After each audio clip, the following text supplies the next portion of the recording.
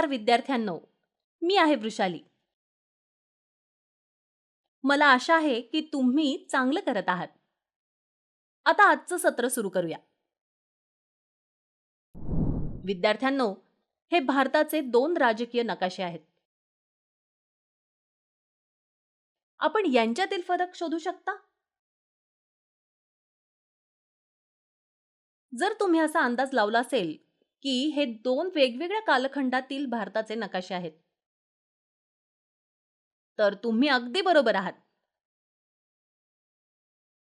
हे 2 वेगवेगळ्या कालखंडातील भारताचे नकाशे आहेत. आणि दुसऱ्या नकाशात राज्यांची संख्या अधिक आहे.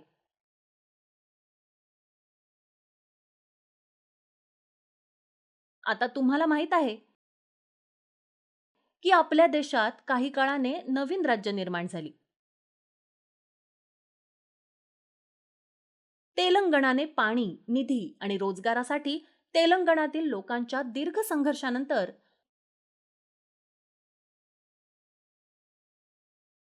2 जून 2014 रोजी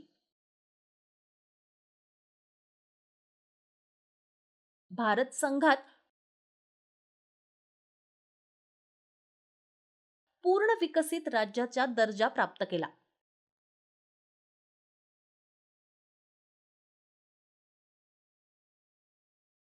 या प्रकरणात आपण या प्रक्रियेबद्दल वाचू. आजच्या सत्रात आपण 10वीच्या सामाजिक अभ्यासातून तेलंगणा राज्याच्या निर्मितीसाठी चळवळ या विषयावर जाणून घेणार आहोत. शिकण्याचे परिणाम. हैदराबाद राज्याचे भारतात विलीनीकरण.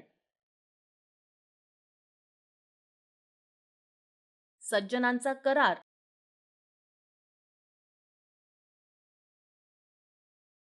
आणि आंध्र प्रदेश राज्याची निर्मिती. 1969 आंदोलन. तेलंगणात वाढता असंतोष.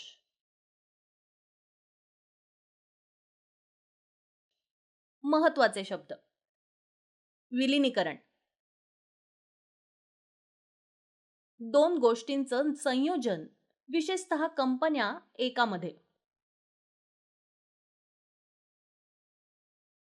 आधुनिकीकरण. आधुनिक गरजा किंवा सवयींशी काहीतरी जुळून घेण्याची प्रक्रिया. अंमलबजावणी. एखादी योजना कृतीत आणण्याची किंवा काहीतरी वापरण्यास प्रारंभ करण्याची कृती. आंदोलन.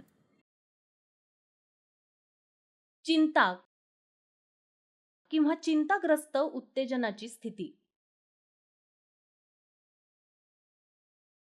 अधिवास. एक व्यक्ती ज्या देशाला त्यांचं कायमचं घर मानते किंवा राहते आणि ज्याचा त्याच्याशी महत्त्वपूर्ण संबंध असतो. सिंचन. जमीन किंवा पिकांना वाढीसाठी पाणी पुरवठा.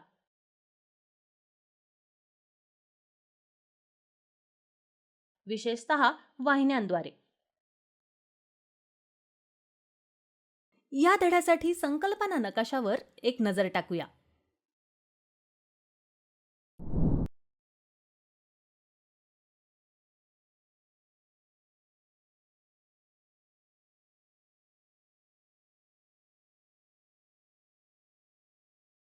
तेलंगणा राज्याच्या निर्मितीसाठी चळवळ. भारताच्या स्वातंत्र्य चळवळीदरम्यान इंग्रजांनी भारत सोडला. तेव्हा निजाम आपल्या राजवटीत एक स्वतंत्र राज्य स्थापन करण्याचा विचार करत होता. त्याच्या विरोधात तेलुगू भाषेतील शिक्षणाच्या प्रचारासाठी सरकारचं लोकशाही स्वरूप आणि सामाजिक समानता प्राप्त करण्यासाठी एक मोहीम सुरू करण्यात आली. हैदराबाद आणि कोस्टल आंध्रमधील राष्ट्रवादींनी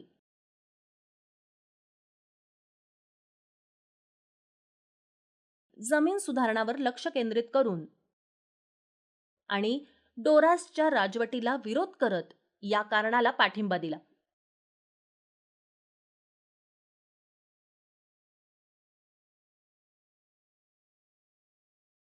जवाहरलाल नेहरूंच्या पंतप्रधान पदाखाली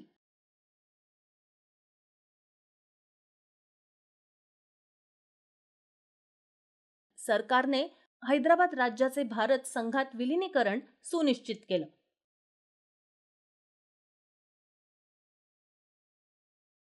ज्यामुळे आंध्र प्रदेशची निर्मिती झाली. सज्जन करार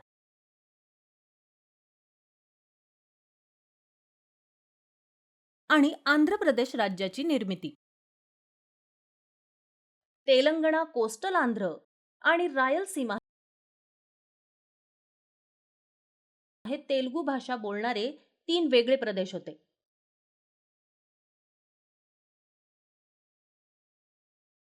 तेलंगणावर आदिवासी, दख्खनी उर्दू,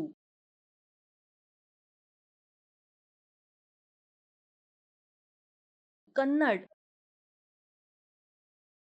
मराठी भाषा आणि संस्कृती यांचा प्रभाव होता. तर किनारपट्टीचा प्रदेश संस्कृत संस्कृतींनी प्रभावित होता.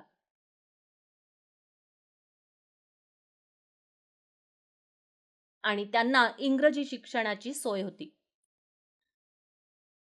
तटीय आंध्र हा ब्रिटन काळात चांगला विकसित झाला होता. तर तेलंगणा हा कोरडा पठारी प्रदेश होता.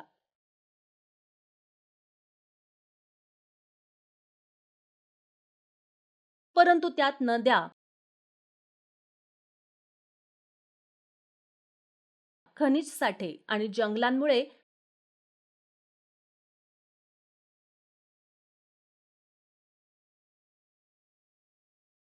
क्षमता होती, ज्यामुळे विशाल आंध्रची मागणी वाढली. हैदराबाद राज्य 1952 मध्ये लोकशाही बनलं.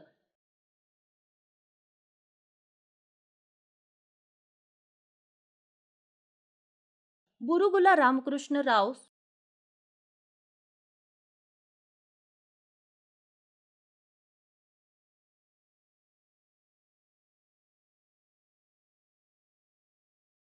मुख्यमंत्री होते. 1953 मध्ये आंध्र प्रदेश मद्रास प्रेसिडेन्सीपासून वेगळा झाला.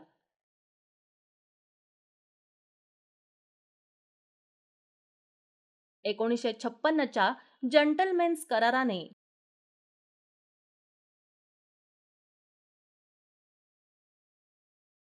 तेलुगू भाषिक प्रदेशांचं विलिनीकरण करण्यास परवानगी दिली.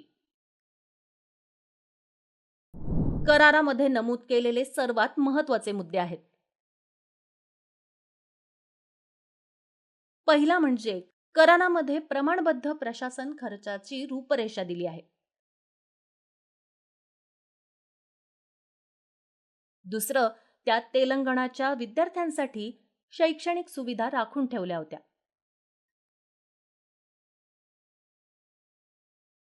तिसरं, त्यात मुलकी नियमांचं सातत्य आणि प्रादेशिक परिषदेची स्थापना असं नमूद केलं आहे. चौथं, त्यात शेतजमीन विक्रींवर नियंत्रण ठेवण्याचा आणि आंध्र प्रदेश मंत्रालयात अनुक्रमे 40% आणि 60% प्रतिनिधित्व असल्याचा उल्लेख आहे. पाचवं, त्यात नमूद केलं आहे की मुख्यमंत्री आणि उपमुख्यमंत्री अनुक्रमे तेलंगणा आणि आंध्रचे असतील.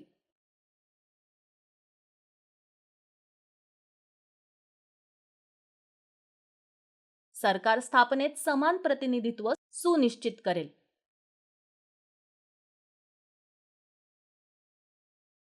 तेलंगणासाठी प्रादेशिक परिषद ही एक महत्त्वाची नवकल्पना होती.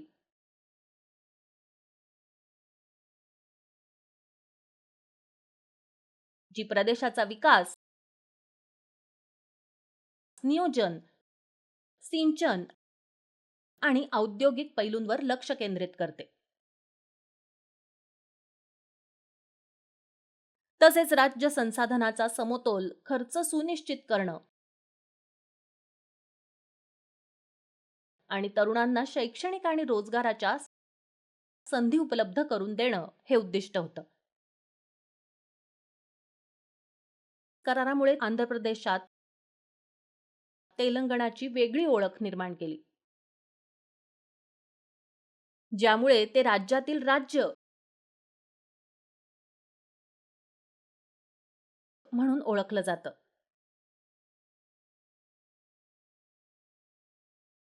1969 आंदोलन.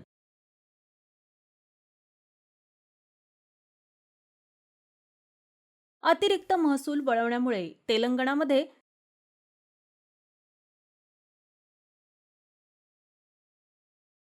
सज्जन करारावर असंतोष वाढला.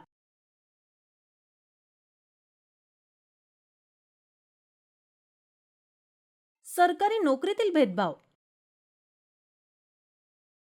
आणि किनारी आंध्रातील व्यक्तीच्या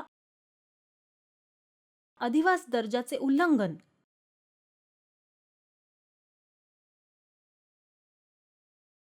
यामुळे जन आंदोलन सुरू झालं.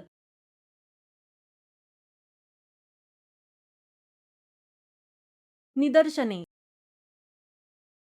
संप आणि उपोषण झाले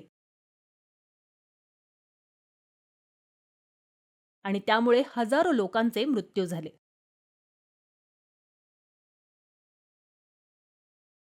स्वतंत्र राज्य निर्मितीसाठी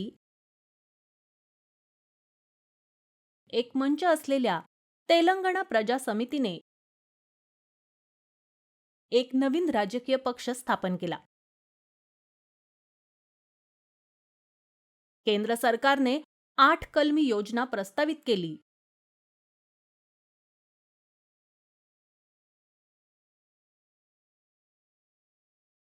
परंतु आंदोलन मागे पडलं. तेलंगणात वाढता असंतोष. जेंटलमेन्स करार मुख्य मुद्द्यांची अंमलबजावणी करण्यात अयशस्वी ठरला.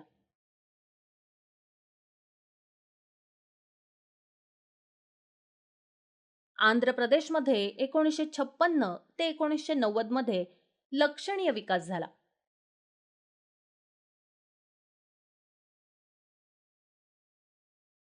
परंतु स्थानिकांना असं वाटलं की फायदे असमान आहेत आणि संसाधनांचा प्रभावीपणे वापर केला गेला नाही.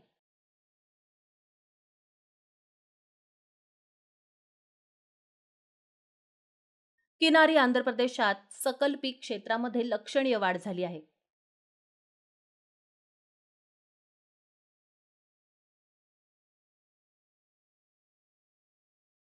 तर तेलंगणामध्ये कृषी उत्पन्नात किरकोळ वाढ झाली आहे.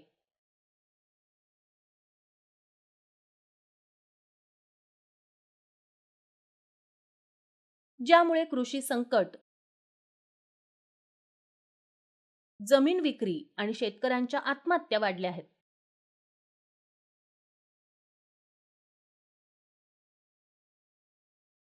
तेलंगणाचा साक्षरता दर 2001 मध्ये 53 होता.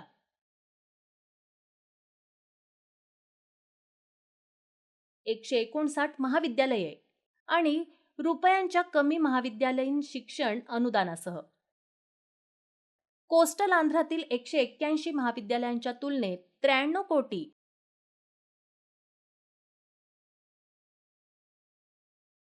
आणि रुपये 224 कोटी अनुदान.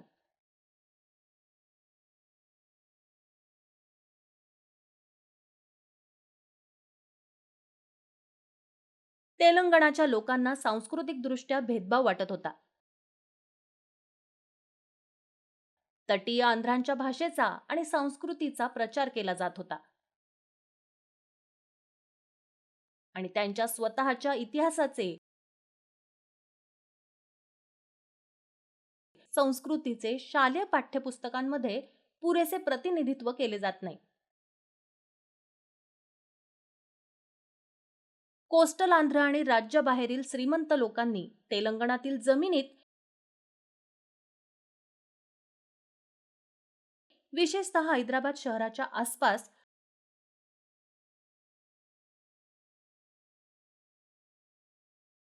मोठ्या प्रमाणावर गुंतवणूक करण्यास सुरुवात केली.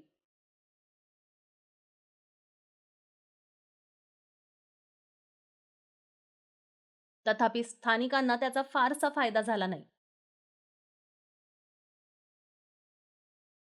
आणि रिअल इस्टेट विकासकांच्या जमिनीवरील नियंत्रण गमावलं.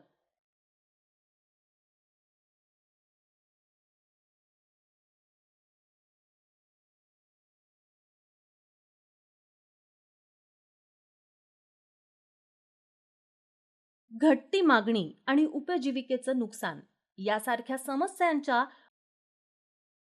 वाढत्या दबावाचा सामना करत असलेल्या तेलंगणातील जनतेने त्यांच्या समस्यांचं निराकरण करण्यासाठी आणि त्यांच्या समस्या ऐकण्यासाठी लोकशाही सरकारची अपेक्षा केली आहे. धन्यवाद.